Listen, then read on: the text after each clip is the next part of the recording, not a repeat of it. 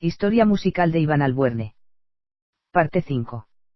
Llegado el año 2000, para Iván fue un periodo de importantes cambios profesionales y personales. Ingresa en la SGAE, una sociedad española de derechos de autor, que podría abarcar más territorios en la gestión y defensa de sus obras musicales por todo el mundo, ya que en Cuba, supuestamente por cuestiones relativas al bloqueo norteamericano, también había dificultades con relación a esto.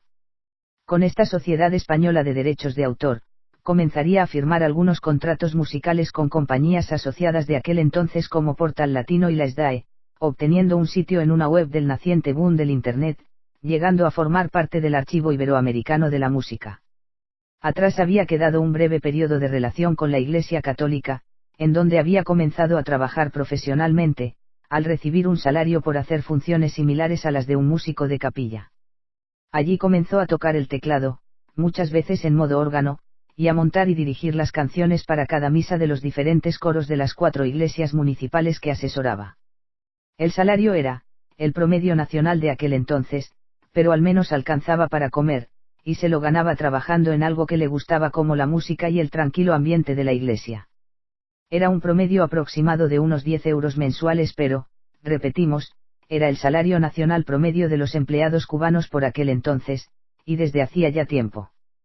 Pero Iván no estaba muy bien pagado ya que atendía los diferentes coros de las 4 iglesias, y la parte instrumental, en donde a veces también, además del teclado, tocaba la guitarra o asesoraba y montaba arreglos instrumentales para otros. Por otra parte, en ocasiones la iglesia atrasaba los pagos, llegando hasta 2 meses, cosa que comenzaría a disgustarle, aunque finalmente le pagaban, tras su insistencia, exigencia, o, llegado el extremo, el boicot musical al no asistir. También hubieron interesantes actividades extras, entre las cuales pudiéramos destacar una semana de encuentros y arreglos con el antiguo organista y reconocido maestro del piano Alberto Joya, con quien se preparó una misa para una ocasión especial y fue de las primeras colaboraciones con renombrados artistas internacionales. Cierta vez importantes personalidades del clero visitaron una de las iglesias e Iván preparó con el coro unas canciones en latín y cantos gregorianos que quedaron espectaculares en una puesta de sol igualmente espectacular. Pero cierto día ocurrió un verdadero milagro.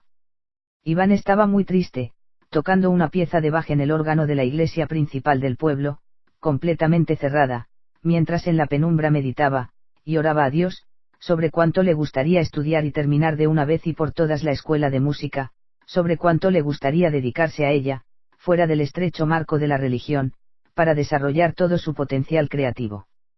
Al parecer el Gran Supremo atendió la súplica pues, al salir de la iglesia, como solía hacer, iba disparado hacia su casa para no entretenerse con nadie en el camino y seguir en sus proyectos musicales, pero un amigo de entonces, llamado Vladimir, que también tocaba el piano, lo interceptó e insistentemente, tras varias súplicas, le convenció para que le acompañara a la Casa de la Cultura Municipal.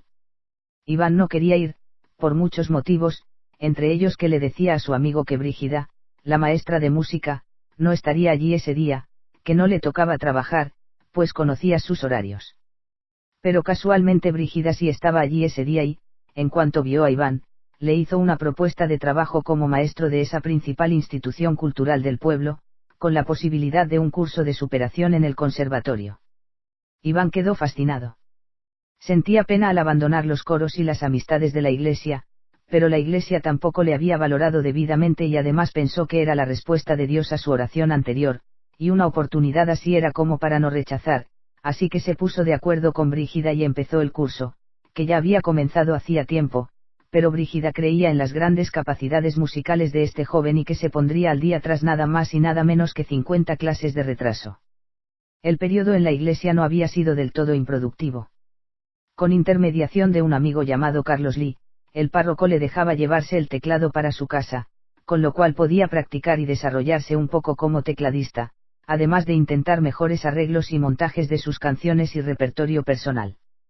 También durante el montaje de los repertorios para misas, desarrollaba sus capacidades de arreglista e instructor musical, tocando e interpretando además, de forma regular, en público, aunque básicamente fuera un público religioso. Cierta vez un integrante de uno de los coros le pidió, como regalo de boda, tocar las 2 marchas nupciales, cuyas partituras tuvo que buscar y aprenderse en menos de una semana para tocar en una suntuosa iglesia abarrotada de gente. Todo un reto y todo un logro para aquel entonces.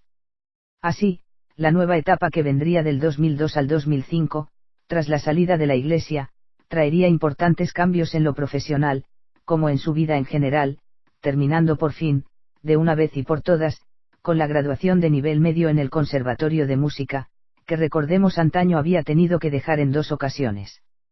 No fue fácil lograr finalmente graduarse. Fue otra estoica etapa de estudios, logrando ponerse al día tras aquellos primeros 50 días de atraso, luchando nuevamente contra viento y marea, y con la situación social permanentemente mala, en cuanto a transporte, y otros muchos aspectos como el salario percibido por estudiar y trabajar, que era más o menos el mismo que el de la iglesia, y no subiría mucho una vez graduado de maestro de música. Era tan dura la batalla que, de 50 alumnos que comenzaron, de todas las casas de cultura de la ciudad, solo pudieron graduarse 12, contando a Iván, quien nuevamente estaría entre los 3 alumnos más aventajados del curso, quizás el más aventajado, ya que hay anécdotas, como la de su maestro de armonía Norberto Chang, ganador de un premio Grammy al disco La rumba soy yo, quien le suspendió por un arreglo a un tema popular cubano, de los que a Iván no le gustaban mucho. Y tuvo que darle el máximo de puntos contra su voluntad y criterio de suspenderle en el curso, en el otro arreglo que Iván presentó, con expresión libre. Allí también mostró a los maestros su originalidad, desde el mismo inicio, durante las pruebas de aptitud, al tocar Stairway to Heaven, de Led Zeppelin, y sus propias composiciones en el trayecto del curso, en el que la mayoría interpretaba el mismo repertorio de siempre en los conservatorios. Siempre rebelde, original, innovador, contra la corriente, característico de un genio. Al poco tiempo de graduarse se estableció una especie de normativa en la que se obligaba a estar 8 años trabajando en la institución o te sancionaban, hasta judicialmente, de alguna manera, cosas de la Cuba de entonces. Iván buscó alternativas y consiguió trabajar en 2 instituciones a la vez, como maestro de música, e impartiendo clases privadas además. Cabe destacar que, por donde quiera que Iván Albuerne pasaba era siempre insustituible y terminaba marchándose, tras no ser justamente valorado. Así la iglesia perdió al más completo y eficaz músico de capilla que jamás tuvo ese pueblo en toda su historia, y la Casa de Cultura Municipal también perdió con el tiempo al maestro de música más popular y también eficaz que alguna vez tuvo, pese a que hubieron muchos buenos en su historia, como su primer maestro, Tomás Fernández, un gran músico, pero también gran ausentista, aquel con el que nunca pudo tener constancia en el aprendizaje. También educación perdió un buen maestro pues Iván Albuerne trabajó y desarrolló por esos años un método europeo llamado asímil, el cual incluso superó, con su propio método musical, logrando toda una epopeya al organizar, hacer cantar, tocar, e incluso coger premios, a un grupo de alumnos de educación especial primaria y secundaria. Su contrata fue cerrada porque no tenía tiempo para asistir a las reuniones de carácter político. Aunque no se manifestaba, al menos públicamente contra ello, solía decir que él era músico, no político, y que en su contrato de trabajo no estaban dichas reuniones, sino cumplir los objetivos, que por cierto, cumplía con creces. La música es un lenguaje universal. La política es un lenguaje grupal. Otro tanto sucedía en la Casa de la Cultura, con las reuniones y demás. Le parecía una total tontería el método de aprendizaje elaborado por no se sabe quiénes y aprobado por el ministro de entonces, que en resumen era una especie de pseudocultura masificada, es decir, mucha masificación en detrimento de una mayor calidad y diversidad cultural en las clases.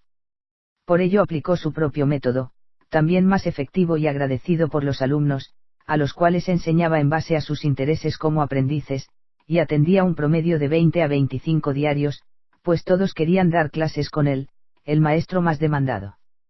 Una muestra de todo lo anterior es que cuando Iván se marchó de la Casa de la Cultura, buscando mejoras económicas, el maestro que le sustituyó, después de mucho buscar uno, para tal fin, fue a recibir clases privadas de Iván, así como la mayoría de los alumnos de la institución.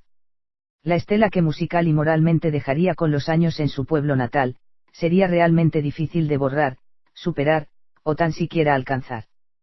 Todo lo anterior redundaría en un mayor prestigio y también en una mejora económica sustancial, ya que de forma privada comenzaría a ganar hasta 3 veces más de lo que antes ganaba con 2 trabajos estatales y se desarrollaría aún más en diferentes aspectos musicales al crear agrupaciones con sus alumnos privados, montarles repertorio, hacer arreglos, en fin.